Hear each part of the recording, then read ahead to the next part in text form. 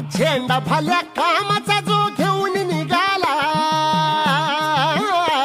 हा झेंडा भल्या कामाचा जो घेऊन निघाला, अरे काट कुट वाट म्हणजे बोचती त्याला, रगत निघल तरी बी हसल शाबास त्याची, रगत निघल तरी बी हसल शाबास त्याची. तू चाल पुढं तुला रगड्या भीती कशाची परवा.